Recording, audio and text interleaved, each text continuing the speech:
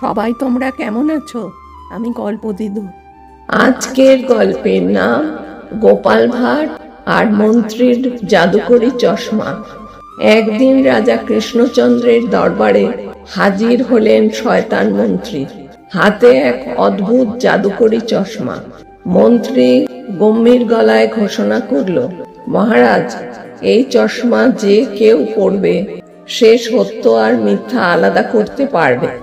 যে সত্য বলবে সে নিরাপদ, মিথ্যা বললে চোখে আগুন লাগবে। রাজা একটু ভয় পেলেন, কিন্তু কৌতূহলী হয়ে বললেন, ঠিক আছে, দেখা যাক গোপাল কি করে। রাতের অন্ধকারে গোপাল মন্ত্রীর ঘরের কাছে গিয়ে পৌঁছালো। মন্ত্রী চশমা গোপালের চোখে পড়ালো। তারপর মন্ত্রী জিজ্ঞেস করলো, বলো তো গোপাল, তুমি সত্যি কথা বলছো না মিথ্যে?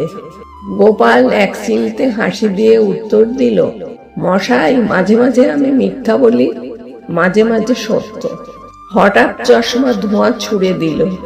মন্ত্রী চমকে উঠল, কারণ চশমার আগুন তার নিজের চোখে লেগেছে। গোপাল হাসতে হাসতে বলল, মশাই, আপনারই কৌশল আপনাকেই ধ্বংস করে ফেলল। পরের দিন রাজদরবারে রাজা জানতে পারলেন মন্ত্রী নিজেই ফাঁদে পড়েছে।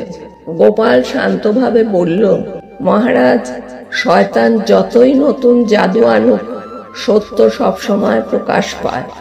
রাজা হাসলেন, গোপালকে পুরস্কৃত করলেন। মন্ত্রী লজ্জায় চুপচাপ রাজদরবার থেকে চলে গেল। এই গল্পের শিক্ষা, যে নিজেই মিথ্যেবাদী, সে যত কৌশল বা জাদু আনুক না কেন, সত্য সবসময় তার মুখোশ খুলে দেয়।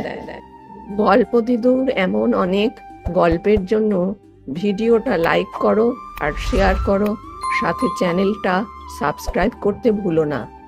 তাহলে আজকে আমি আসি, নতুন গল্পের সঙ্গে তোমাদের সাথে দেখা হবে।